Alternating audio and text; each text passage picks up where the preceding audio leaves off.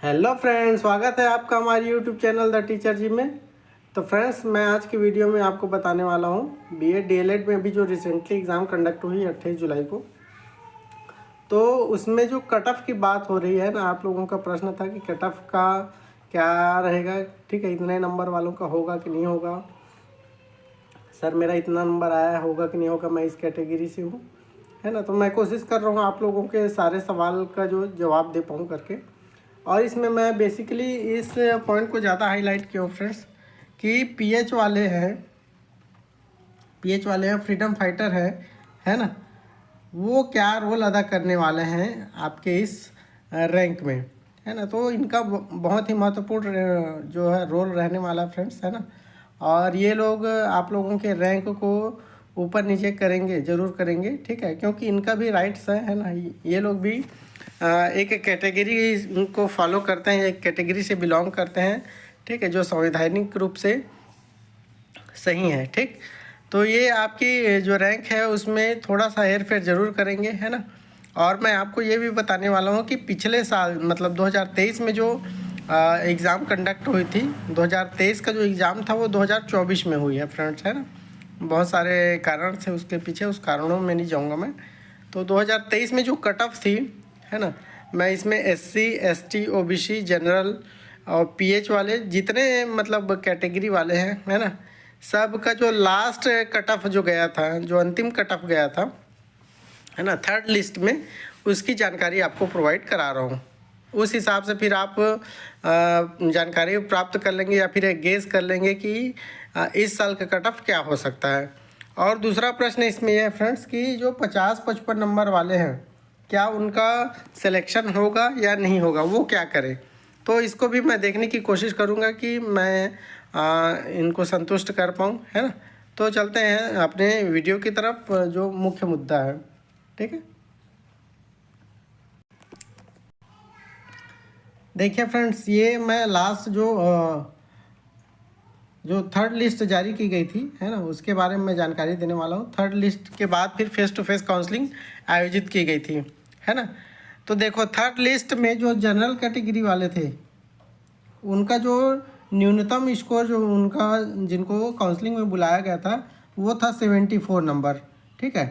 तो 74 नंबर वाले जो जनरल कैटेगरी वाले थे उनको बुलाया गया था काउंसलिंग में, चाहे वो मेल रहे या फिर फीमेल रहे। मैं इसका पीडीएफ भी आपको दिखाने वाला हूँ, ठीक। वहीं ओबीसी की बात करें तो ओबीसी में भी देख लीजिए, ओबीसी में भी जो 74 नंबर वालों को ही बुलाया गया था, चाहे वो मेल रहे कि फीमेल रहे, है ना। तो देखो, सिमिलर रूप से चल रही है, जो आंकड़े जो हैं वो सिमिलर रूप से ट्रेवल कर रही है फ्रेंड्स, ठीक। अब आ जाते हैं नीचे, एससी की बात करते हैं। तो एससी में देखो, एससी में जो न्यूनतम अंक जिनको काउंसलिंग में बुलाया गया था वो था 70 नंबर, और दोनों किनको बुलाया गया था, मेल फीमेल दोनों को बुलाया गया था, ठीक है। वहीं एसटी की बात करें फ्रेंड्स, तो एसटी में जो बुलाया गया था वो था 68, जो लास्ट नंबर था वो था 68 नंबर। तो आप देखिए, बहुत ज़्यादा अंतर नहीं दिखाई पड़ रहा है ना, 1-2 नंबर का ही अंतर दिखाई पड़ रहा है। हालांकि ओबीसी और एससी के बीच में जो अंतर दिखाई पड़ रहा है वो कितने नंबर का दिखाई पड़ रहा है, 4 नंबर का दिखाई पड़ रहा है। और एससी और एसटी के बीच में जो अंक दिखाई पड़ रहा है वो कितने नंबर का, 2 नंबर का दिखाई पड़ रहा है फ्रेंड्स, है ना। तो बहुत ज़्यादा मार्जिन नहीं है। ये थर्ड लिस्ट की मैं बात कर रहा हूँ, जो अंतिम लिस्ट जारी की गई थी, इसके बाद जो है वो फेस टू फेस काउंसलिंग में बुलाया गया था, ठीक। तो इस प्रकार आप अंदाज़ा लगा सकते हैं कि जो थर्ड लिस्ट में पिछले साल की बात है वो कितना रैंक गया था, है ना। तो ये इस रैंक के आधार पे आप इस साल का रैंक भी थोड़ा सा डिसाइड कर पाएंगे कि कितना रैंक जा सकता है थर्ड लिस्ट आते आते, ठीक। अब वहीं पे पीएच की मैं बात करूं फ्रेंड्स, देख लीजिए यहाँ पे, ये पूरा पीएच वाले लास्ट जो लिस्ट जारी की गई थी थर्ड लिस्ट, उसमें पीएच वाले कितने लोगों को बुलाया गया था, केवल 5 लोगों को बुलाया गया था। और 5 लोग जो थे वो सभी कैटेगरी से थे, जैसे कि यहाँ से एससी वाले थे, है ना, एसटी वाले, ये एससी वाले थे, ये एसटी वाले थे, ठीक। और यहाँ से ओबीसी वाला जो पद था फ्रेंड्स, ओबीसी में नहीं थे, ओबीसी वाले कहाँ चले गए थे, जनरल वाले में क्वालिफाई कर लिए थे। तो देखो, पीएच में जो ओबीसी कैटेगरी के थे लेकिन वो अनारक्षित श्रेणी में चले गए थे, है ना। तो उनको कितने नंबर वालों को मिला था, तो ये 66 नंबर वाले जो थे, है ना, उनको जगह मिली थी पीएच कैटेगरी में। ठीक, लेकिन ये ओबीसी वाले थे ना, एक चीज़ आप लोग ध्यान में रखिएगा, ये ओबीसी वाले थे और इनको अनारक्षित सीट में 66 नंबर वाले को जगह मिली थी पीएच कैटेगरी के अंतर्गत। ठीक है, वहीं एससी की बात करें तो एससी में 57 नंबर जो लास्ट जो लिस्ट जारी की गई थी उसमें 57 नंबर, और जो क्या थी, फीमेल थी, क्या थी, फीमेल कैटेगरी वाली थी, उनको 57 में पीएच कैटेगरी में बुलाया गया था लास्ट काउंसलिंग में। ठीक है, वहीं एसटी की बात करें फ्रेंड्स, तो एसटी में देखिए 54 नंबर था, है ना, और वो भी फीमेल थी, उनको शामिल किया गया था फिफ्थ जो थर्ड वेटिंग लिस्ट जारी की गई थी उसमें। इस प्रकार से टोटल 5 लोगों को बुलाया गया था, जिसमें से एक एससी एक एसटी, ठीक है, और बाकी जो 3 लोग थे वो कौन थे, ओबीसी वाले थे, ओबीसी वाले थे, लेकिन वो जनरल कैटेगरी से क्या किए थे, क्वालिफाई किए थे। ठीक है, और वहीं फ्रीडम फाइटर्स और सैनिक लोगों को जो थर्ड वेटिंग लिस्ट थी उसमें जगह नहीं मिली थी फ्रेंड्स, है ना, उनका कोटा सेकंड लिस्ट में ही पूरी कर ली गई थी। ठीक, अब मैं आपको इसका थोड़ा पीडीएफ दिखा देता हूँ ताकि आप लोग अच्छे से और समझ पाएँ, है ना। ये देखिए फ्रेंड्स, जो थर्ड वेटिंग लिस्ट जारी की गई थी, कब जारी की गई थी, 14/3/2024 को, मतलब मार्च में ही इसको जारी की गई थी। ठीक, इसके बाद फिर फेस टू फेस काउंसलिंग के लिए बुलाया गया था फ्रेंड्स। ठीक, तो मैं इसका दिखा देता हूँ आप लोगों को, जो उच्चतम अंक मिला था, है ना, जो पहले नंबर पे थे उसको दिखा देता हूँ पहले। ये देखो, यहाँ से पूरा यूआर वाला ही श्रेणी है ना, यूआर में जो कितने नंबर वालों को बुलाया गया था देख लीजिए यहाँ पे। ठीक, ये सभी जनरल कैटेगरी वाले थे, एक बस यहाँ से ओबीसी दिखाई पड़ रहा है फ्रेंड्स। ठीक है, नीचे दिखा देता हूँ,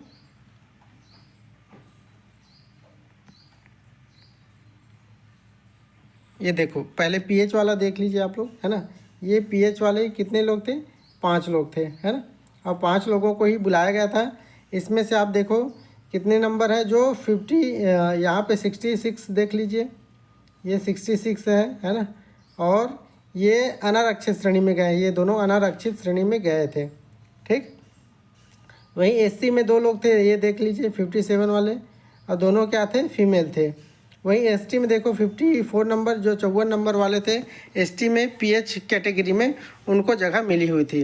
पीएच का मतलब ये है फ्रेंड्स, फिजिकल हैंडीकैप्ड, है ना, और एफएफ का मतलब हुआ फ्रीडम फाइटर। ठीक, एस का मतलब हो गया सैनिक।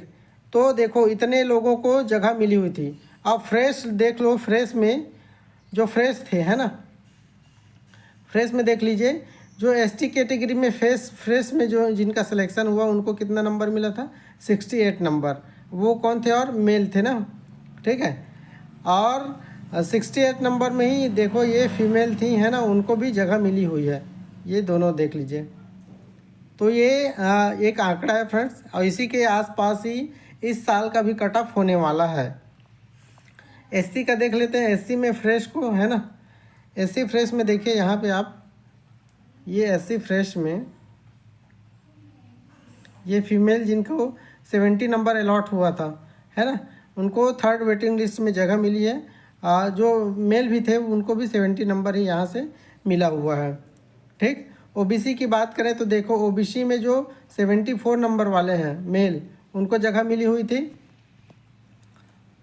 और फीमेल का भी दिखा देता हूँ फ्रेंड्स, ओबीसी में, ये ओबीसी फीमेल में देख लीजिए आप, ये ओबीसी फीमेल में 74 नंबर इनको भी मिला था, और इनको थर्ड वेटिंग लिस्ट में यूआर कैटेगरी में जगह मिली हुई है ना, लेकिन ध्यान रखिएगा। ठीक है, वैसे जो फीमेल थर्ड लिस्ट में जगह नहीं बना पाई थी, लेकिन जो ओबीसी का जो कट ऑफ था वो 74 नंबर था मेल का, क्योंकि फीमेल बचे ही नहीं थे, इसलिए उनको जगह नहीं मिली हुई है थर्ड वेटिंग लिस्ट में। वहीं जनरल कैटेगरी की बात करें तो जनरल कैटेगरी में देखो, ये 74 नंबर मेल, है ना, और फीमेल का ये 74 नंबर में ही, ओबीसी कैटेगरी से ही थी, लेकिन वो यूआर में क्या जगह बनाई हुई थी। ठीक है, तो ये था आप लोगों के लिए विश्लेषणात्मक वीडियो फ्रेंड्स।